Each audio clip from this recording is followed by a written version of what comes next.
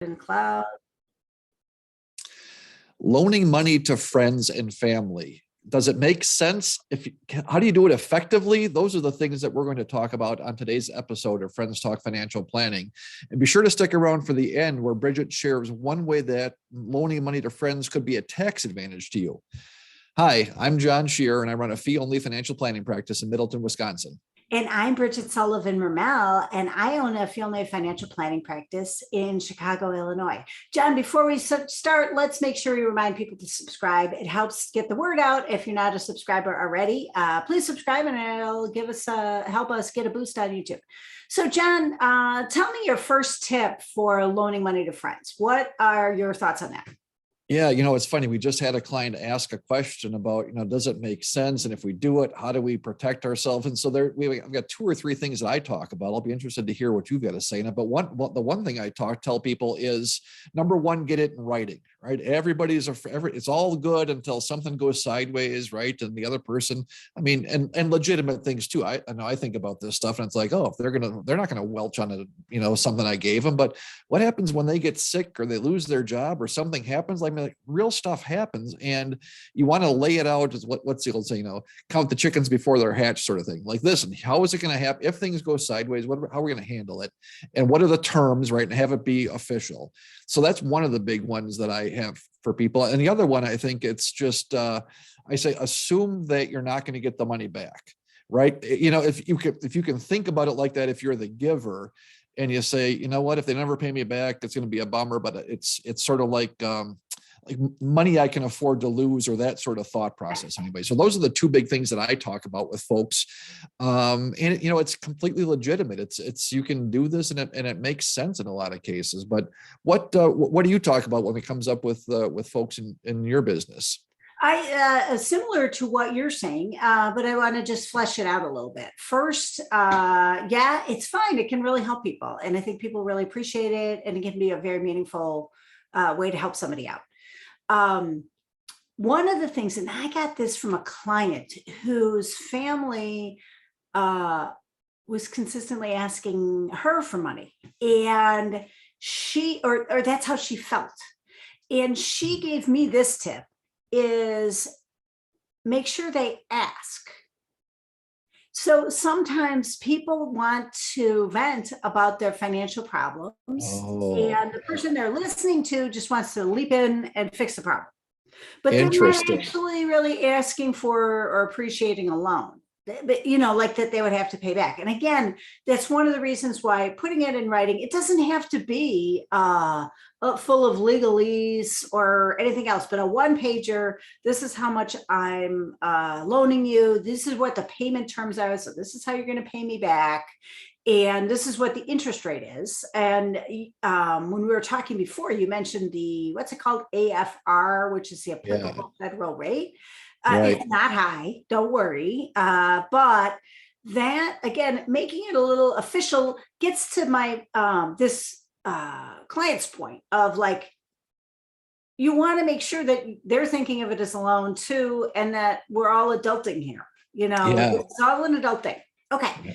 So I just want to unpack, a couple of those things are such great points. I don't want to gloss over those things, that idea of make sure they ask. At first I was like, what do you, well, duh. And no, mate, as I heard you describe it, right, that, hey, geez, I've got these problems. And maybe the person on the other end is going, well, you're asking me to help you out.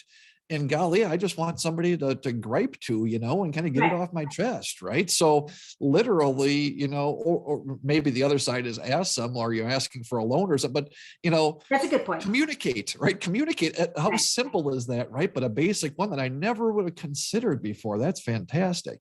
Yeah. And then, and thanks for bringing it up. Yeah, the applicable federal rate, like you have to charge interest to make it legal. There's a minimum amount.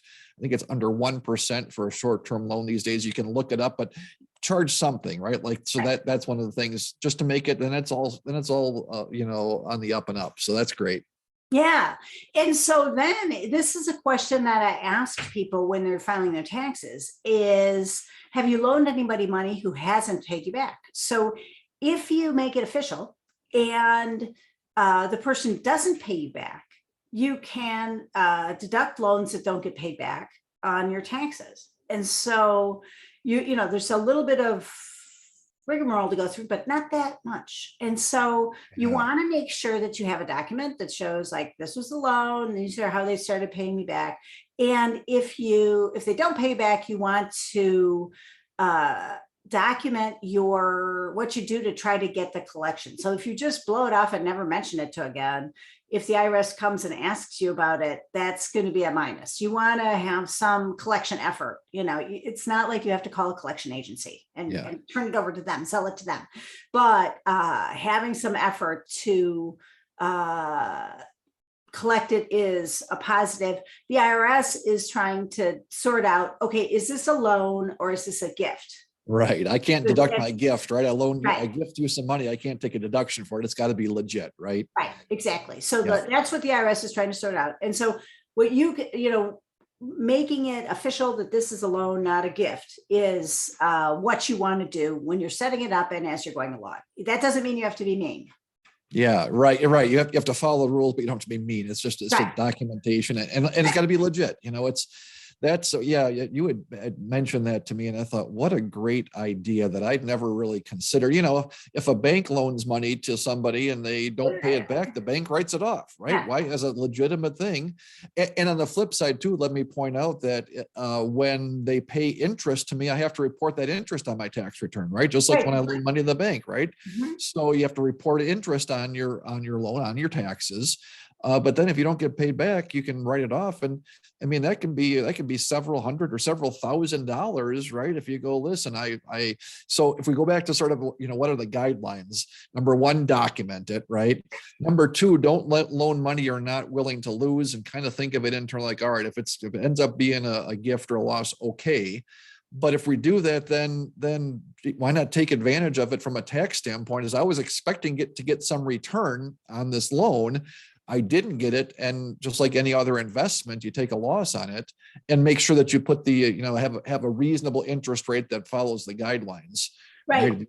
Yeah, do those four things. You would rather get paid back than deducted on your taxes. So it's better for you because it doesn't, like getting paid back is better than deducting it on your taxes. So deducting it on your taxes is just kind of trying to recoup something, but you're not recouping all of it. And then the last tip I would have is, if you've loaned somebody money and they haven't paid you back, don't loan them money again until they do pay you back.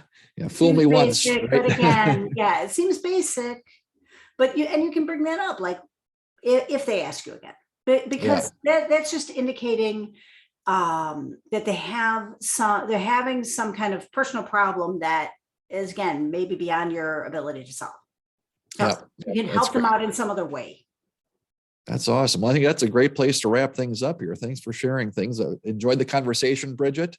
Again, I'm John Scherer, and I run a fee-only financial planning practice in Middleton, Wisconsin. I'm with Bridget Sullivan Mermel, who runs a financial planning practice in Chicago, Illinois. And I wanted to remind everybody that both Bridget and I are members of the Alliance of Comprehensive Planners. If you like what you hear on our show and would like to find an advisor in your area that has a similar thought process, go to acplanners.org. And don't forget to subscribe. Thanks, John. Thanks, Bridget.